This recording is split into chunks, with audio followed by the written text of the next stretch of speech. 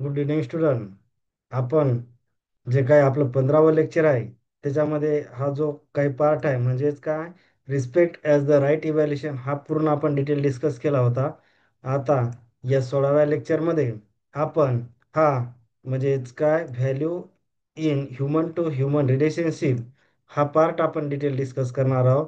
तर माझी सर्व विद्यार्थ्यांना अशी रिक्वेस्ट आहे की माझे अगोदरचे 15 लेक्चर आपण सिरियली वन बाय वन बघायचे आहे. म्हणजे पहिलं लेक्चर कंप्लीट बघायचं, दुसरं कंप्लीट बघायचं, तिसरं सुद्धा कंप्लीट. बऱ्याचदा असं ऑब्झर्व केलं जातं की विद्यार्थी 2-3 मिनिट लेक्चर बघतो आणि लगेच दुसऱ्या लेक्चरवर शिफ्ट होतो, तिथं 2-4 मिनिटं बघतो आणि लगेच तिसऱ्या लेक्चरवर शिफ्ट होतो.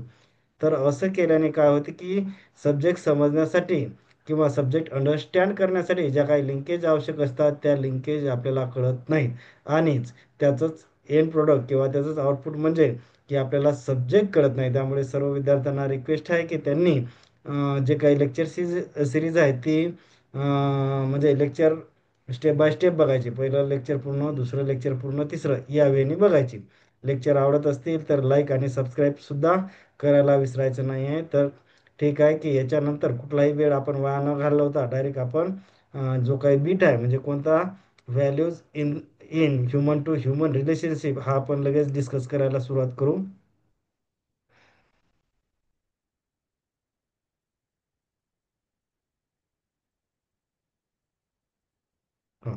व्हॅल्यूज ज्यालाच आपण फिलिंग सुद्धा म्हणलं म्हणजे व्हॅल्यूज म्हणजेच काय feeling in human to human relationship म्हणजे एका ह्युमन एका ह्युमन पासून दुसऱ्या ह्युमनचं जे काही रिलेशनशिप आपल्याला इस्टॅब्लिश करण्यासाठी कोणत्या व्हॅल्यूज किंवा कोणत्या फिलिंग्स आवश्यक असतात. म्हणजे व्हॅल्यूजलाच आपण एक फिलिंग्स सुद्धा म्हणू शकतो.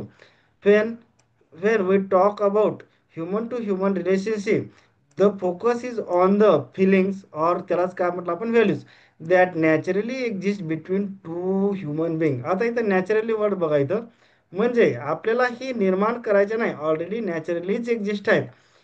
these values guide how we relate, understand and live harmoniously with each other. म्हणजे काय ऑलरेडी त्या फिलिंग्स किंवा त्या व्हॅल्यूज ऑलरेडी प्रेझेंट आहे, ते आपल्याला इस्टॅब्लिश करायच्या नाहीत.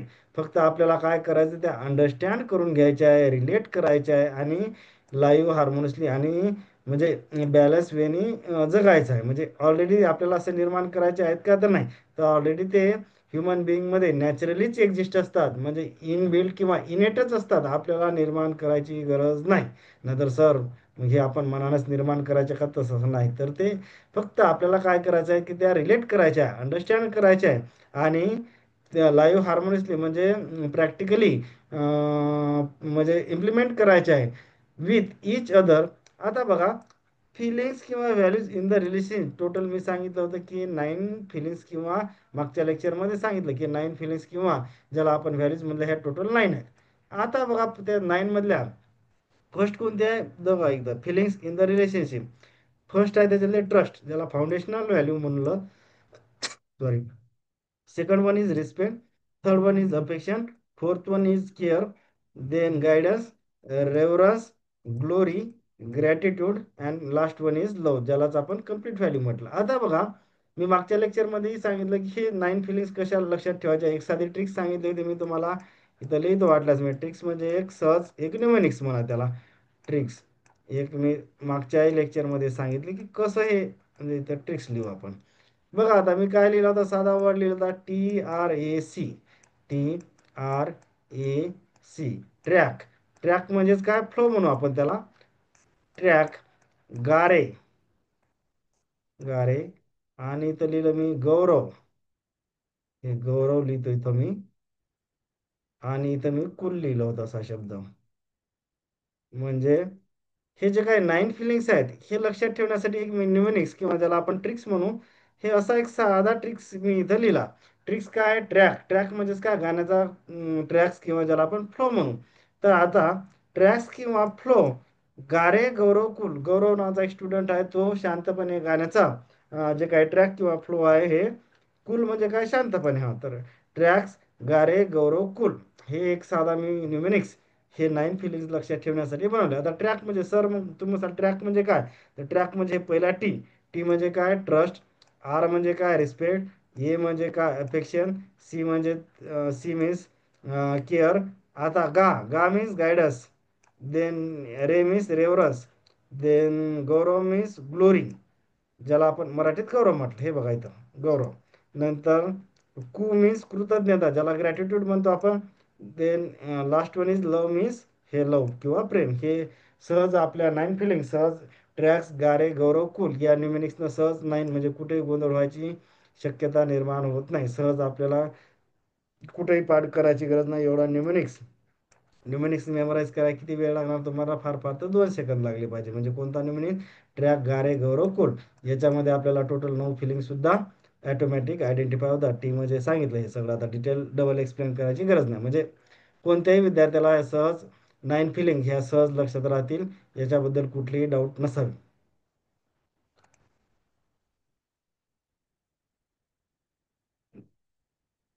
आता बघा आपण बघितलं की टोटल 9 फिलिंग्स होत्या. आता त्याच्यामधली पहिली कोणती आहे फिलिंग्स? हे ट्रस्ट, हे इथं लिहिलं मी, बघा इथं ट्रस्ट. ट्रस्टलाच आपण foundational value in the relationship म्हटलं. आता बघा ट्रस्टलाच फाउंडेशनल व्हॅल्यू इन रिलेशनशिप का म्हणतात? कारण जर ट्रस्ट नसेल तर पुढच्या जे काही 8 फिलिंग्स आहेत त्याला कुठलाही अर्थ किंवा दे आर मिनिंगलेस विदाऊट ट्रस्ट. म्हणजे जर ट्रस्टच नसेल तर पुढच्या जे काही 8 फिलिंग्स आहेत, हे बघा इथं कोणत्या 8 फिलिंग, हे ट्रस्टला आपण फाउंडेशनल व्हॅल्यू म्हटलं.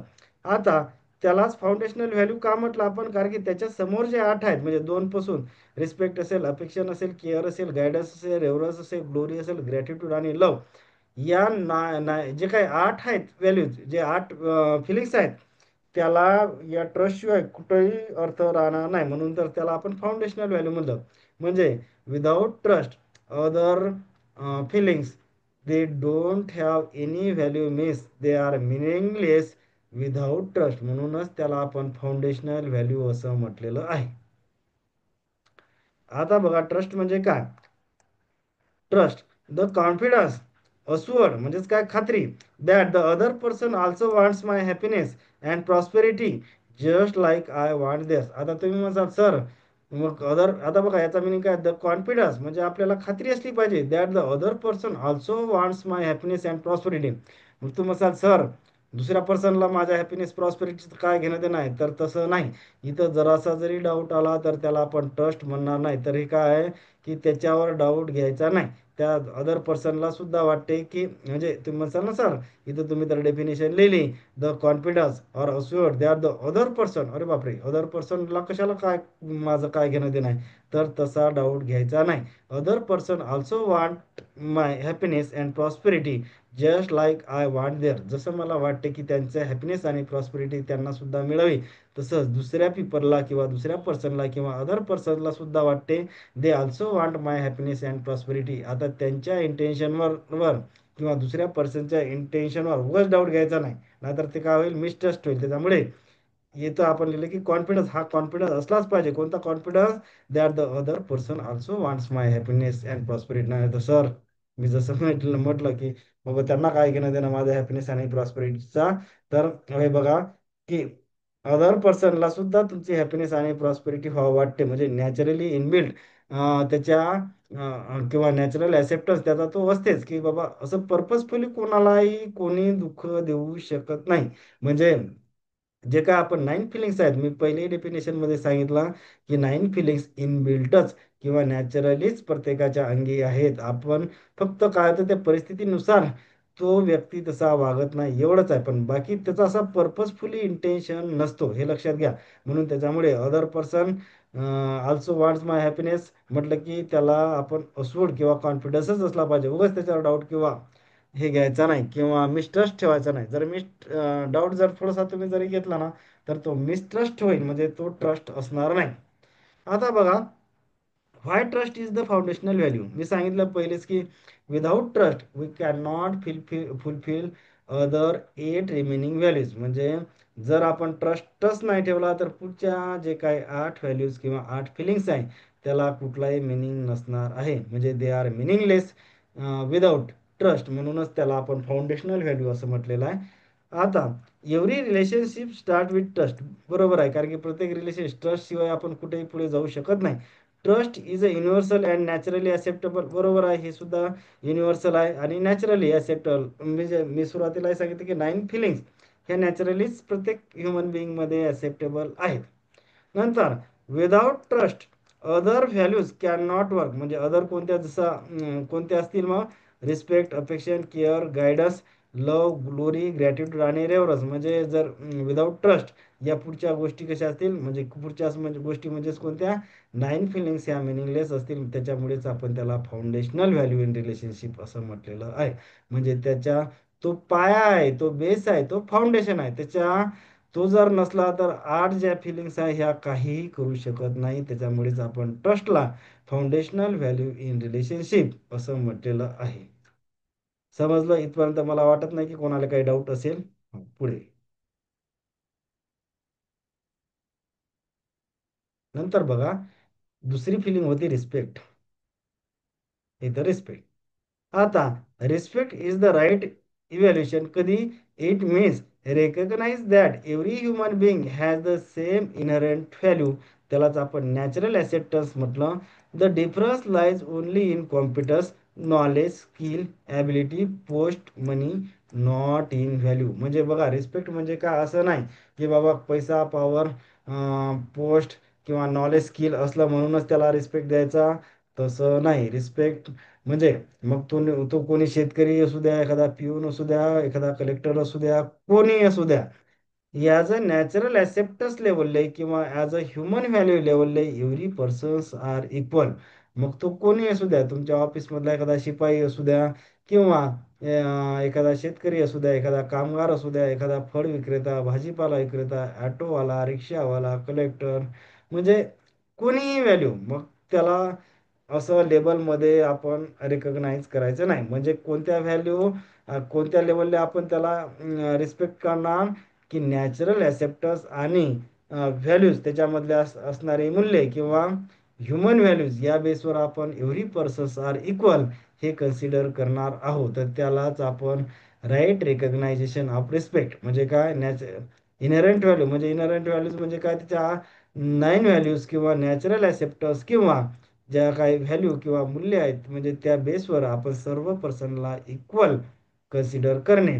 आता फक्त डिफरन्स कशामध्ये असू शकते, मी सांगितलं की एव्हरी पर्सन्स म्हणजे ह्युमन व्हॅल्यू या बेसवर आपण सगळे सर्व पर्सन इक्वल आहोत हे आपल्या लक्षात आलं. मग डिफरन्स कशामध्ये असू दे, त्यांच्या कॉम्पिटन्समध्ये. म्हणजे ॲबिलिटी असू द्या, स्किल असू द्या, नॉलेज असू द्या, याच्यामध्ये डिफरन्स असू दे, पण ह्युमन व्हॅल्यू या प्रत्येक पर्सनमध्ये इक्वल आहेत हे रेकग्नाइज करणंच म्हणजे right respect is the right evaluation. नाहीतर मग सर, पैसा श्रीमंतवाल्याचाच आम्ही रिस्पेक्ट करू, that is not the happening. म्हणजे तसं घडायला पाहिजेत नाही. आपण काय सांगितलं की रिस्पेक्ट म्हणजेच काय, की every person is equal on the basis of values किंवा त्याला आपण नॅचरल एक्सेप्टन्स किंवा ह्युमन व्हॅल्यू या बेसवर सर्व पर्सन इक्वल आहेत. आणि त्याच्यामध्ये डिफरन्स कोणता असू शकते, फक्त कॉम्पिटन्समध्ये डिफरन्स असू शकते. ह्युमन व्हॅल्यू या लेवलवर सर्व पर्सन इक्वल आहे, तर त्यालाच आपण राईट इव्हॅल्युएशन असं म्हटलं. आता बघा, the complete content of respect is the other is similar to me in terms of purpose, programming and potential. आता पर्पज म्हणजे काय, कंटिन्युअस हॅपीनेस आणि अँड प्रॉस्पेरिटी. आता प्रोग्राम म्हणजे काय, कंटिन्युअस हॅपीनेस आणि प्रॉस्पेरिटी अचीव करण्याची प्रोसेस. पोटेन्शियल म्हणजे काय, एवढी पर्सन हॅव कॅपॅसिटी किंवा कॉम्पिटन्स ते अचीव करण्याची, किंवा ते इथं कॅपॅसिटी म्हणजेच काय, every person have right understanding, right relationship, त्याला आपण म्हणू पोटेन्शियल. म्हणजे पर्पज म्हणजे काय, तर पर्पज म्हणजे पर्पज म्हणजेच काय, तर पर्पज काय, अल्टिमेट माणसाचा जे काही पर्पज आहे किंवा कोर पर्पज काय ह्युमनचा, की कंटिन्युअस हॅपीनेस आणि प्रॉस्पेरिटी. मग त्याच्यासाठी प्रोग्राम म्हणजे काय, की ते स्टेप काय फॉलो करायच्या. नंतर पोटेन्शियल म्हणजे आता प्रोग्राम का असायला पाहिजे, तो कंटिन्युअस हॅपीनेस आणि प्रॉस्पेरिटी अचीव्ह करण्यासाठी राईट अंडरस्टँडिंग आणि राईट रिलेशनशिप. आणि त्याचं पोटेन्शियल म्हणजेच काय, एव्हरी पर्सन म्हणजे प्रत्येक पर्सनमध्येच काही गोष्टी नॅचरलीच ॲक्सेप्टेड आहेत की त्या अचीव्ह करू शकतात, तर त्याला आपण पोटेन्शियल म्हणलं. तर we are complementary to each other in terms of competence. We are complementary म्हणजेच काय, supporting to each other in terms of competence. कॉम्प्लिमेंटरीज म्हणजे काय, सपोर्टिंग किंवा कोऑर्डिनेशन मध्ये एकमेकांच्या. while the purpose, program and potential are the same, the competence, ability, skill, knowledge of each person may be different. These difference are not the comparison or superiority but complementing each other. म्हणजे जो काही difference आहे, कशामध्ये difference आहे, competency मध्ये difference आहे. पण तो डिफरन्स कसा असायला पाहिजे, कॉम्प्लिमेंटिंग इच अदर, ना की कंपॅरिझन आणि superiority. For example, one person may good at teaching, अनादर ॲट फार्मिंग, अनादर at healing. Together they make a society. म्हणजे काय झालं की ते तिन्ही पर्सन जे काय आपण इथं बघितलंय, म्हणजे एखादा टीचिंग मध्ये असेल, दुसरा फार्मिंग आहे, इकडे हिलिंग लिहिलं. पण आता हे तिन्ही पर्सन काय झालं की यांच्यामध्ये सुपेरिटी किंवा कंपॅरिझन आहे का, नाही. तर दे आर कॉम्प्लिमेंटिंग इच अदर, म्हणजे they are supporting each other. They make a society complete. म्हणजे त्याच्यामुळेच कम्प्लीट सोसायटी देत. जर का कंपॅरिझन सुपेरिटी असली तर त्याला आपण कम्प्लीट सोसायटी म्हणू शकत नाही.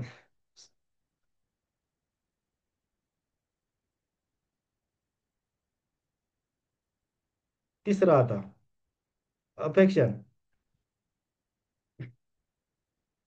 Affection is the feeling of being related to the other. Affection is the feeling of acceptance for the other as a one relative. म्हणजेच काय अफेक्शन म्हणजे काय, की दुसरे हे माझेच रिलेटिव्ह आहे अशी भावना असणं म्हणजे affection. Affection, it is the basic feeling of togetherness. म्हणजे काय, सर्वजण आपण एकत्र आहोत किंवा एकच आहोत अशी जी काही फिलिंग्स आहे त्याला आपण अफेक्शन असं म्हटलं. Just like in my family we feel connected, affection makes us feel that all human are the part of one big family. म्हणजे जे वसुंधैय कुटुंबकम जे असं म्हणतो ना, किंवा जे विश्वचे माझे घर, तर तशी फिलिंग असणे म्हणजेच काय, अपेक्षा. When we have affection, we treat others with care, respect, love, not just for close ones but everyone. जर अफेक्शन असेल तरच आपण दुसऱ्याबद्दल केअर असेल, रिस्पेक्ट असेल, लव असेल, फक्त हे काय क्लोज पुरतं मर्यादित आहे का, तर नाही. तर बट एव्हरी वन म्हणजेच काय, every human being. Simple example इथं बघा, इथं घेतलं आपण. If we just see the small child, even if you don't know them, and feels like smiling, caring and or helping, that is the affection. म्हणजे आता हे काय, जे काय स्मॉल चाइल्डचं आपण एक्झाम्पल घेतलं, ते काय कोण तुमचा रिलेटिव्ह होता का, नाही. तरी पण आपल्याला काय वाटलं, feel like smiling, caring and helping, म्हणजे तेच काय अफेक्शन. अफेक्शन म्हणजे काय, फक्त क्लोज रिलेटिव्ह किंवा क्लोज वन असलं त्याच्याबद्दलच का, तर नाही. तर अफेक्शन म्हणजे काय, it is the basic feeling of togetherness. म्हणजे मग टुगेदरनेस म्हणजेच काय, एव्हरी ह्युमन बिईंग, आपण सगळेजण एकत्र आहोत अशी भावना असणे म्हणजेच अफेक्शन. बघा इथे लिहिलं आपण, affection is the feeling of acceptance for the other as a worse relative. म्हणजे दुसरे सुद्धा, मग दुसरे म्हणजे कोणते, ऑल ह्युमन बिईंग, हे सुद्धा माझेच रिलेटिव्ह आहेत अशी फिलिंग असणे म्हणजे affection.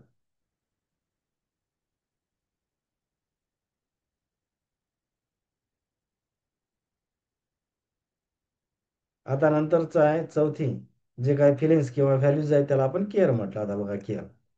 Care is the feeling of responsibility and commitment for nurturing and protection of the body of my relative or every human being. आता it is the feeling that their body is my responsibility. म्हणजे दुसऱ्याच्या बॉडीचं संरक्षण करणे ही सुद्धा माझीच responsibility आहे. I remain committed to keep them safe, healthy and well. म्हणजे आपण स्वतःलाच असं कमिटमेंट केलेलं आहे की त्यांची सुद्धा बॉडीची सेफ्टी, हेल्थी आणि वेलबिंग हे करणं हे माझी जबाबदारी आहे. Care is a shown through the small thing like giving food on time, reminding them to take a medicine, helping them when sick, or protecting them from the harm.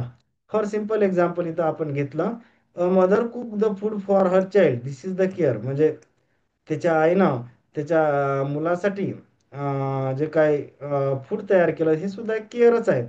A friends remind you to carry an umbrella in the rain, this is also care. म्हणजे एक आपल्या मित्रांना आपल्याला एक remind जरी केलं की बाबा पाऊस पडण्याची शक्यता आहे किंवा पाऊस पडत आहे, तर सोबत अम्ब्रेला घे. तर हे सुद्धा एक काय झालं की केअर. मग केअर कोणत्या भावनेतून आली, की एव्हरी ह्युमन, म्हणजे आपण म्हटलं का, केअर म्हणजे protection of the body of my relative or every human Bing.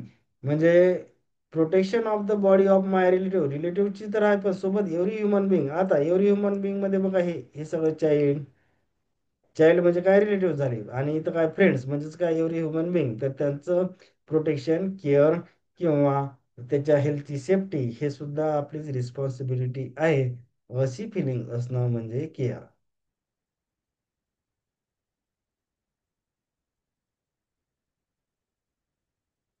नंतर बघा गायडन्स. जी काही फिफ्थ आपली फिलिंग्स किंवा व्हॅल्यू आहे ती म्हणजेच guidance. Guidance is the feeling of responsibility and commitment for the ensuring the right understanding and right feeling in the self of my relatives and all other human being. म्हणजे बघा इथं तिकडे जे आपण चौथं जे काही ही बघितली होती, म्हणजे चौथं कोणती फिलिंग बघितली होती आपण, हे केअर. केअर म्हणजे काय, की protection of the body of my relatives or every human Bing, हे आपण केअर मध्ये बघितलं. आता फिफ्थ फिलिंग कोणती होते, आता इथं बघा, guidance is the feeling of responsibility and commitment for ensuring the right understanding and right feeling. आता तिकडे कोणतं होतं, प्रोटेक्शन ऑफ बॉडी.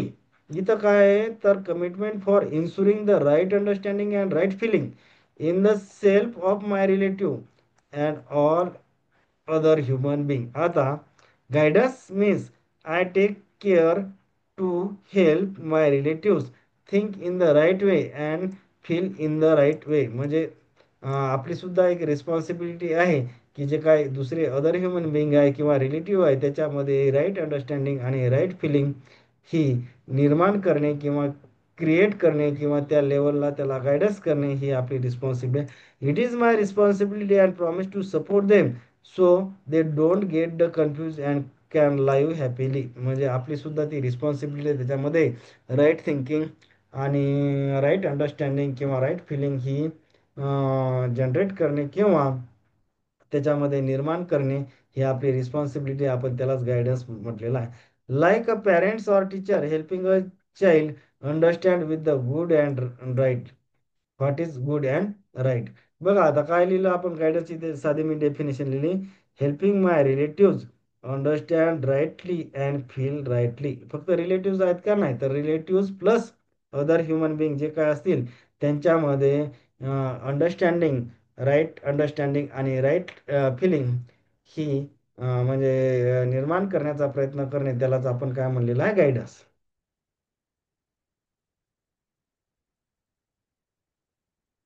नंतर बघा की नंतरची जी आहे ती सहावी फिलिंग किंवा सहावी फिलिंग व्हॅल्यूज, त्याला आपण रेव्हरन्स म्हटलं.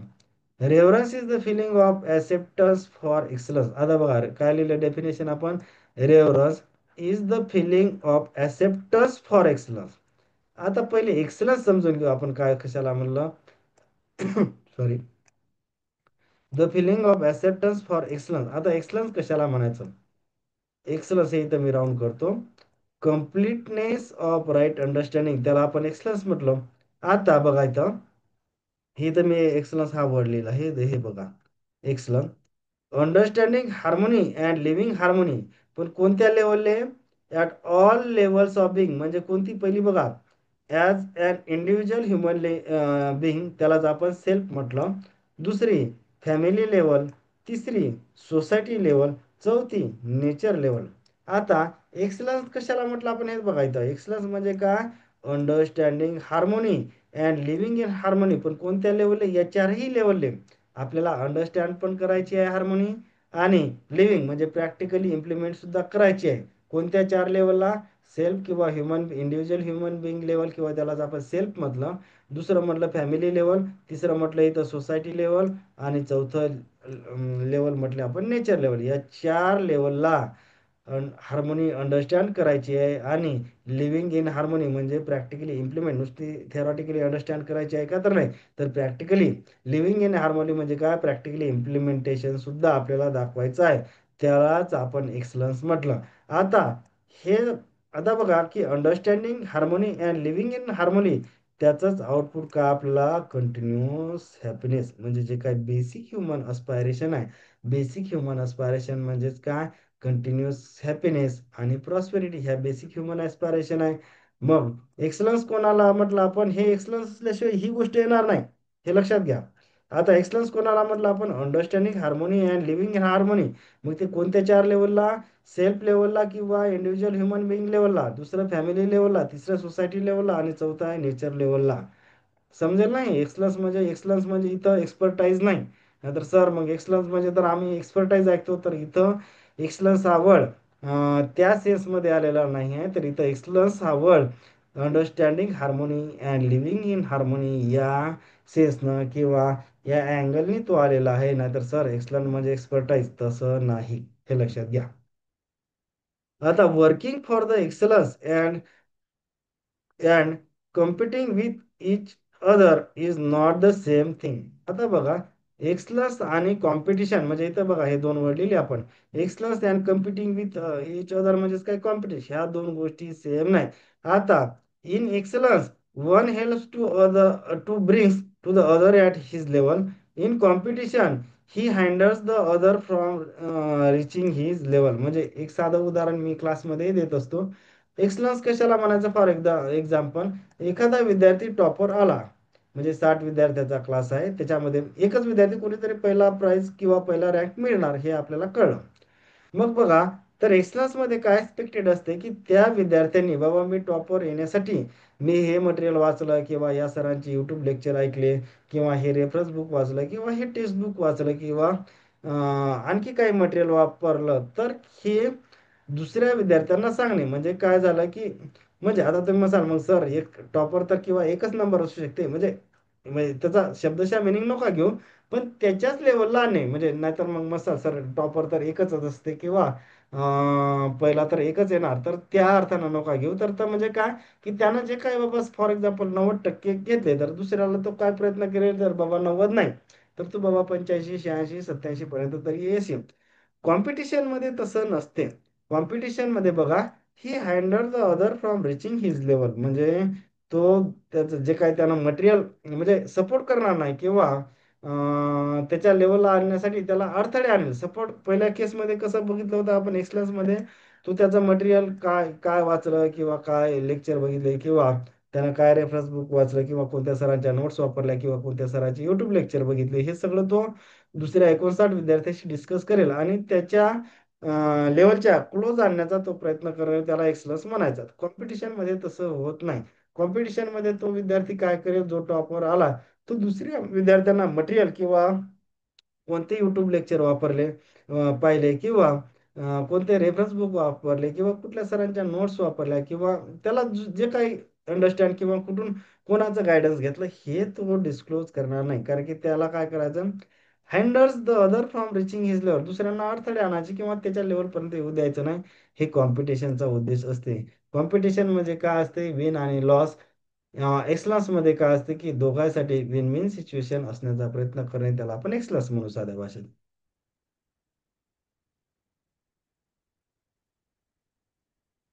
नंतरची स्लाइड बघा आता. आता नंतर मी 7 नंबरले ग्लोरी आणि 8 नंबरले ग्रॅटिट्यूड लिहितो. हे 7 आणि 8 मी कंबाईन याच्यासाठी केलं आहे की जवळ म्हणजे थोड्याशा एक क्लोज टर्म आहे त्या ग्लोरी आणि ग्रॅटिट्यूड, याच्यामध्ये थोडासा स्लाइट डिफरन्स आहे, म्हणून मी जवळ लिहिण्याचा किंवा सेपरेट लिहिण्याचा प्रयत्न केला नाही. कारण की हे थोड्याशा क्लोज टर्म आहे, हे आपण अंडरस्टँड करण्याचा प्रयत्न करू. आता बघा, पहिलं लिहिलं मी तर ग्लोरी आणि इथं लिहिलेलं आहे ग्रॅटिट्यूड. आता ग्लोरी आणि ग्रॅटिट्यूड मध्ये एक स्लाइट डिफरन्स हे आपण या स्लाइडच्या द्वारे समजून घेऊ. आता बघा, feeling of acceptance for those who have made effort for excellence. ठीक आहे. आता इकडेच सेम वर्ड बघा, आता word to word. Feeling of acceptance for those who have made the effort for my excellence. आता बघा, इथं कोणता वर्ड आला? माय एक्सलन्स हा की वर्ड आहे. हे थोडं फक्त इथं लक्षात ठेवा, बाकीचं आपण पुढच्या स्लाइडमध्ये लिहिलं. आता इथं दोन्ही, नाहीतर तुम्ही म्हणता सर हे दोन्ही डेफिनेशन आम्हाला सारख्या दिसते, तर इथं मी काय सांगितलं तुम्हाला, इथं कीवर्ड काय आहे? माय एक्सलन्स. इथं हा कीवर्ड म्हणजे फक्त माय हा शब्द लक्षात ठेवा. इथं काय आला? फॉर एक्सलन्स असं स्पेसिफिक आलं का? नाही. माय एक्सलन्स असं वगैरे आलं नाही. म्हणजे ग्रॅटिट्यूड मध्ये कीवर्ड कोणता लक्षात ठेवायला सांगितलं तुम्हाला मी? माय एक्सलन्स. इथं नाहीतर सर मग सर दोन्ही डेफिनेशन आम्हाला सारख्याच दिसते, कुठंच डिफरन्स दिसत नाही. तर तसं नाही, इथं कीवर्ड माय एक्सलन्स आलेला आहे, याच्यामध्ये माय एक्सलन्स नाही. एवढं जरी सध्या या स्लाइडमध्ये लक्षात ठेवलं तरी सफिशियंट आहे. म्हणजे काय, ग्लोरीमध्ये आपण लिहिलं feeling of acceptance for those who have made the effort for excellence. इकडे काय, feeling of acceptance for those who have made the effort for my, हा जो काय कीवर्ड आहे माय एक्सलन्स. इथपर्यंत आपल्याला कळलं की डेफिनेशन दोन्ही मिळत्या जुळत्या आहे. पण ग्रॅटिट्यूड मध्ये माय एक्सलन्स हा कीवर्ड आहे, एवढंच या स्लाइड मध्ये लक्षात ठेवा. आता पुढची स्लाइड बघू आपण आणखी डिटेल त्याच्यावर क्लिअर करण्याचा प्रयत्न करतो मी. हा, आता बघा इथं हे कशामध्ये लिहिलं होतं मी, ग्लोरीमध्ये लिहिलं होतं. म्हणजे मी तुम्हाला सांगितलं ना, इथं इथं ग्लोरीमध्ये लिहिलं होतं मागच्या शाळेत. हे कशामध्ये लिहिलेलं होतं मी, हे ग्रॅटिट्यूड मध्ये लिहिलं होतं. एवढं तरी आपल्याला कळते, कारण की मी तिथंच मागच्या स्लाइडला तुम्हाला सांगितलं कीवर्ड कुठं, ग्रॅटिट्यूड मध्ये कोणता कीवर्ड लक्षात ठेवायचा आहे, ह्या माय एक्सलन्स हा कीवर्ड आपण मागच्या स्लाइड मध्ये बघितला. आता बघा, effort for my excellence, effort for excellence, आणि इथं काय लिहिलं आपण, एफर्ट फॉर माय एक्सलन्स. हे कशामध्ये लिहिलं, हे ग्रॅटिट्यूड मध्ये लिहिलं. हे कशामध्ये लिहिलं, हे ग्लोरी मध्ये लिहिलं. इथपर्यंत आपल्याला क्लिअर झालं. आता बघा, a person works hard on their own growth and right living, self investment in excellence for the sake of humanity. आता someone works hard to support my growth and right living for investment in me. आता दोन मध्ये एक कळलं आपल्याला की दुसऱ्यांनी याच्या, आता इथं काय झालेलं आहे, माय एक्सलन्स म्हणजे काय, की दुसऱ्यांनी इन्व्हेस्टमेंट कशासाठी केली, की माझी एक्सलन्स घेण्यासाठी किंवा मिळवण्यासाठी कोणतरी इन्व्हेस्टमेंट, इन्व्हेस्टमेंट म्हणजे इथं गुंतवणूक नाही तर एफर्ट किंवा दुसऱ्या डायरेक्शननी काही फॅसिलिटी प्रोव्हाइड केल्या असतील. इन्व्हेस्टमेंट म्हणजे काय इथं फॅसिलिटी किंवा एफर्ट आपण म्हणून. ठीक आहे. आता इकडे बघा, a person works hard on their own growth and right living, म्हणजे त्याची काय झाली, सेल्फ इन्व्हेस्टमेंट इन एक्सलन्स. म्हणजे इथं त्याचीच एक एक्सलन्सी आली, पण ती एक्सलन्सी कोणासाठी आहे, for the sake of humanity. आता ह्युमॅनिटी म्हणजे काय, ऑल पीपल किंवा ऑल ह्युमन बिईंग साठी आलं.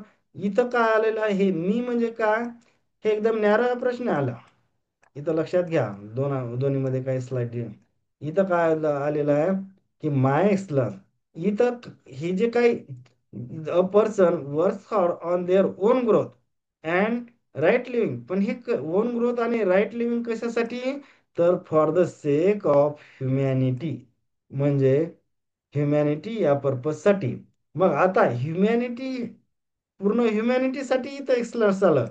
म्हणजे हा कोणता ब्रॉड अँगलने आला हा वर्ड, हा बघा, एक्सलन्स माय एक्सलन्स म्हणजे काय, हे नॅरो अँगलने आलेलं ना.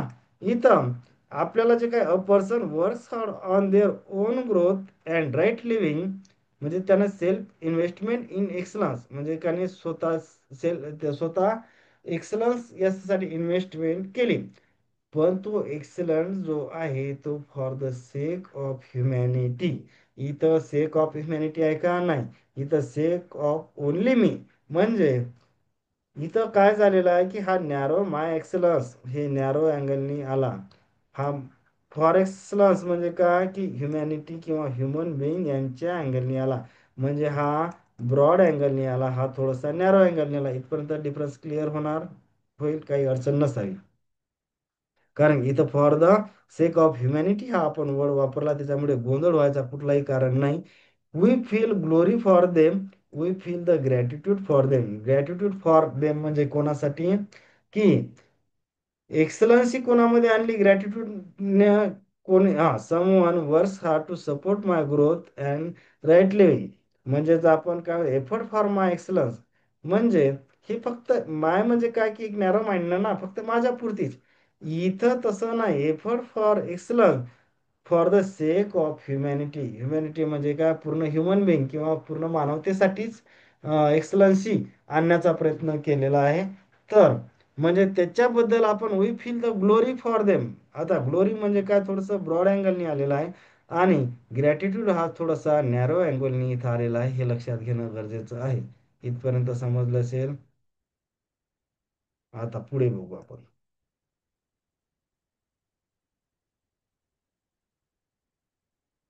आता फास्ट मध्ये घेतो मी थोडंसं.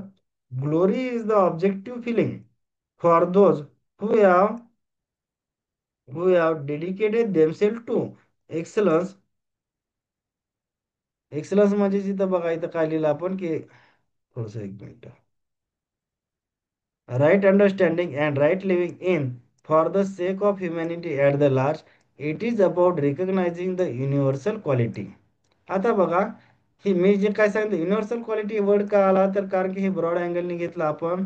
ह्युमॅनिटी किंवा ऑल ह्युमन बिंगचं एक्सलन्स इथं एक्सपेक्टेड आहे. नंतर specifically we feel the glory for, glory कोणाबद्दल पहा, great people in the history. म्हणजे कोणतेच ते म्हणजे जे काय सोशल रिफॉर्मर असतील किंवा ग्रेट सायंटिस्ट असतील किंवा फ्रीडम फायटर असतील, तर त्याच्याबद्दल आपल्याला ग्लोरी असं वाटत असते. Who invested their time, energy, and resources to understand the truth of existence and guide the humanity towards the harmony, even if they face the challenge or opposition. म्हणजे आपण इतिहासामध्ये किंवा बऱ्याच याच्यामध्ये ऐकतो की जे काही सोशल रिफॉर्मर असतील, फ्रीडम फायटर असतील किंवा ग्रेट सायंटिस्ट असतील किंवा ज्यांनी सोसायटीसाठी मोठ्या प्रमाणात कंट्रीब्युशन केलं, त्यांना खूप चॅलेंजेस किंवा अपोजिशन सुद्धा आलेलं आहे, पण तरी त्यांनी ते प्रयत्न कंटिन्यू ठेवलेले आहे. तर त्यांच्याबद्दल जे काही आपण म्हणजे गौरव, त्यांच्याबद्दल आपल्याला गौरव वाटते किंवा जे काही आपण रिस्पेक्ट किंवा हे व्यक्त करतो, त्यालाच आपण ग्लोरी, ग्लोरी हा जनरली ग्रेट पीपल यांच्या संदर्भात आपण वापरत असतो. म्हणजे आता फक्त पण जनरली वापरतो, पण नुसतं तेवढंच ऐकायचं नाही. Our family elders and teacher, we want to have this feeling of our family elders and teachers too. म्हणजे आपल्या घरातील जे काही एल्डर्स असतील, टीचर यांच्याबद्दल सुद्धा ग्लोरी वाटतेच. पण जनरली मी काय सांगितलं की ग्रेट पीपल किंवा सोशल रिफॉर्मर असतील, ग्रेट सायंटिस्ट असतील, फ्रीडम फायटर असतील किंवा म्हणजे किंवा आपण असं म्हणू शकतो की समाजासाठी ज्यांचं खूप मोठ्या प्रमाणावर योगदान आहे, तर त्यांच्याबद्दल आपण जनरली ग्लोरी वापरतो. We have a natural expectation from them that they will make the sincere effort for right understanding and right living. म्हणजे यांच्याबद्दल सुद्धा आपल्याला अवर फॅमिली एल्डर्स किंवा टीचर यांच्याबद्दल सुद्धा ग्लोरी. पण जनरली आपण म्हणजे ग्लोरी हे जो काही असतो ना, तर तो ग्रेट पीपल बद्दलच असतो की जनरली आपण वापरतो, म्हणजे यांच्याबद्दल वापरतो, म्हणजे असा शब्दचा मिनिंग घ्यायचा नाही. नंतर ग्रॅटिट्यूड बघू आपण. Gratitude is a subjective personal feeling for those who have help you on your path to the right understanding and right living. आता हे मी पहिले सांगितलं, जो काय ग्लोरी वर्ड होता हा ब्रॉड अँगलनी, कारण की ते काय ब्रॉड अँगलनी काय घेतला की त्याच्यामध्ये ह्युमन लेवल मध्ये राईट अंडरस्टँडिंग किंवा राईट हार्मोनी जनरेट करण्यासाठी किंवा त्याला आपण म्हणू राईट अंडरस्टँडिंग, राईट फिलिंग किंवा हार्मोनी जनरेट करण्यासाठी जे काही एक्सलन्सी कोण आणली, तर त्याच्याबद्दल आपण ग्लोरी, म्हणजे मग जनरली ते कसं असतं, ते ग्रेट पीपल असतात. आणि ग्रॅटिट्यूड हे थोडंसं नॅरो अँगलनी आलं की कारण की ग्रॅटिट्यूड हे फक्त एक्सलन्सी इन मी आणि ग्लोरीमध्ये काय excellency in all human being. आता ग्रॅटिट्यूड मध्ये बघा, हे सब्जेक्टिव्ह पर्सनल फिलिंग. आता ऑब्जेक्टिव्ह वर काय लिहिलं आपण, इथं बघा, इथं ऑब्जेक्टिव्ह फिलिंग. ऑब्जेक्टिव्ह फिलिंग म्हणजे काय की ती युनिव्हर्सल असते. किंवा ऑब्जेक्टिव्ह जसं ऑब्जेक्टिव्ह क्वेश्चन जसं म्हणतो ना आपण, 2+2 म्हणलं की जगात कुठे चारच होते. पण सब्जेक्टिव्ह फिलिंग मध्ये तसं नसते, ते व्हॅरी होत असते इंडिव्हिज्युअल टू किंवा पर्सन टू पर्सन व्हॅरी होते. Objective person to person vary होत नसते. सब्जेक्टिव्ह हे पर्सन टू पर्सन व्हॅरी होऊ शकते. आता त्याच्यामुळेच आपण इथं सब्जेक्टिव्ह म्हणलं. Personal feeling for those who have help you on your path to right understanding and right feeling or provided care and physical facility for your body. It is about recognising a personal contribution. हे personal म्हणून मी त्याच्यामुळे म्हटलं की हे थोडंसं narrow अँगलनी आलेलं आहे. आता बघा, specifically we feel the gratitude for guidance and understanding. बघा, anyone who has helped you gain the right understanding, clarity about existence and harmony, and develop the right feeling in yourself. This include teacher, mentor who have guided you on your path. आता guided you, आता इथं बघा, इथं जे काय teacher आणि मेंटरनं all humanity किंवा all human बिईंगला guided केलं का तर नाही, तर फक्त तुम्हालाच गायडन्स केलेला आहे. म्हणून तो मी म्हटलं की तू थोडासा नॅरो अँगलनी हा ग्रॅटिट्यूड वापरतो आणि ब्रॉड अँगलनी आपण ग्लोरी हा वर्ड वापरतो. नंतर बघा nurturing and protection. Family members and other like parents, relatives and elders who have affectionately raised you, provided the necessary physical facility to nurture and protect your body, and generally look out for your well-being. म्हणजे याच्यामध्ये काय सांगितलं आपण पहिले तर सांगितलं हे इतर लोक असतील म्हणजे टीचर असू शकते, पॅरेंट्स असू शकते, रिलेटिव्ह एल्डर हे सुद्धा यांच्याबद्दल सुद्धा ग्रॅटिट्यूड आपण वापरतो. पण ग्लोरी हा जनरली जनरली म्हणजे काय बऱ्याचदा किंवा मोठ्या अँगलने आपण किंवा प्रामुख्याने हा ग्रेट पीपल बद्दल असतो. आणि जे काय ग्रॅटिट्यूड आहे हे आपलं म्हणजे काय तर टीचर असतील, क्लोज रिलेटिव्ह असतील, फ्रेंड्स असतील किंवा ज्यांनी ज्यांनी तुमची वैयक्तिक एक्सलन्स मध्ये जे काही कंट्रीब्युशन दिलं त्यांच्याबद्दल आपण ग्रॅटिट्यूड हे वैयक्तिक किंवा इंडिव्हिज्युअल एक्सलन्स साठी आहे हे लक्षात घ्या. ग्लोरी हे ऑल ह्युमन बिंग किंवा ऑल ह्युमॅनिटीसाठी असते, त्याच्यामुळेच तो थोडंसं ब्रॉड अँगलनी. आणि ग्लोरी आपण कोणाबद्दल जनरली ग्रेट पर्सनॅलिटीज किंवा ग्रेट पीपल यांच्याबद्दल जनरली व्यक्त करतो. ग्रॅटिट्यूड हे क्लोज फ्रेंड असतील, टीचर असतील, पेरेंट्स असतील, ज्यांनी स्वतःच्या एक्सलन्स ज्यांनी आपल्या म्हणजे काय इथं इंडिव्हिज्युअल एक्सलन्सीसाठी सपोर्ट केला त्याच्याबद्दल ग्रॅटिट्यूड. ज्यांनी ज्या लोकांनी पूर्ण ह्युमॅनिटीसाठी किंवा पूर्ण ह्युमन बिईंगसाठी एक्सलन्सी निर्माण करण्याचा, एक्सलन्सी म्हणजे काय, राईट अंडरस्टँडिंग, राईट फिलिंग किंवा हार्मोनी निर्माण करण्याचा प्रयत्न केला त्यांच्यासाठी ग्लोरी हा वर्ड. आणि ज्या लोकांनी आपल्या वैयक्तिक किंवा इंडिव्हिज्युअल लेवलले right understanding, right relationship, harmony म्हणजेच एक्सलन्सी प्रोव्हाइड करण्याचा प्रयत्न केला, पण कोणत्या लेवलला, इंडिव्हिज्युअल लेवलला जर असेल तर त्याला आपण ग्रॅटिट्यूड म्हणतो. ऑल ह्युमॅनिटी लेवलला किंवा ऑल ह्युमन बिईंग लेवलला असेल तर त्याला ग्लोरी म्हणतो. हा साधा डिफरन्स इथं लक्षात घेणं गरजेचं आहे.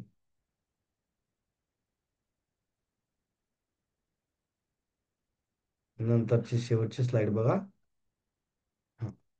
आता लव. लव त्यालाच मी ब्रॅकेटमध्ये कम्प्लीट व्हॅल्यू म्हटलं.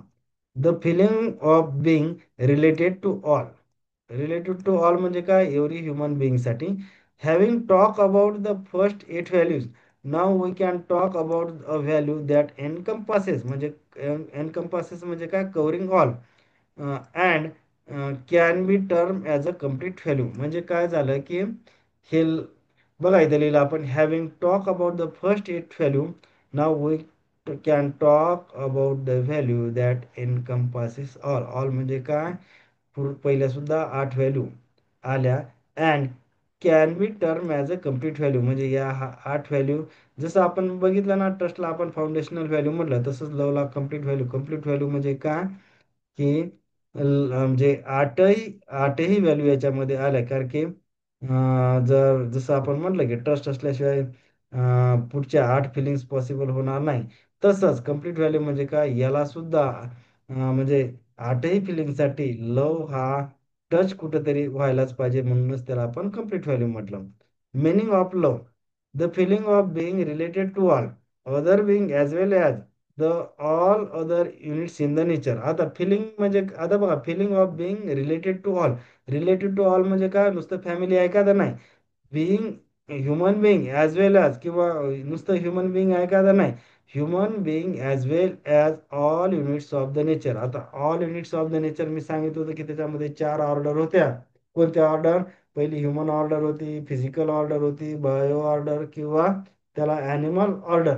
म्हणजे या चारही ऑर्डर बद्दल फिलिंग असणे म्हणजे लव. नुसतं ना तर ह्युमन बिईंग आहे का तर नाही, ह्युमन बिईंग त्याच्यामध्ये चारही ऑर्डर म्हणजे बघा आता, the feeling of being related to all. Related to all म्हणजेच काय की चारही ऑर्डरच्या रिलेटेड असली फिलिंग असली तरच त्याला लव म्हणू. नुसतं ह्युमन बिईंग इथं एक्सपेक्टेड नाही. चारही ऑर्डर म्हणजे काय तर बघा, all other units in the nature. All other units in the nature म्हणजे 4 ऑर्डर बघितले होते आपण. ह्युमन ऑर्डर असेल, बायो ऑर्डर असेल, फिजिकल ऑर्डर आणि animal order. The feeling of love is express in the form of kindness, beneficence and compassion. म्हणजे या चारही ऑर्डर बद्दल या ज्या काही feeling of love is express in the form of, म्हणजे कोणत्या चारही ऑर्डर बद्दल काइंडनेस, बेनिफिशियन्स आणि कम्पॅशन असणं, त्यालाच आपण लव असं म्हटलेलं आहे. होप करतो पूर्ण लेक्चर समजलं असेल. समजलं असेल तर लाईक आणि सबस्क्राईबर करायचं आहे. थँक्यू.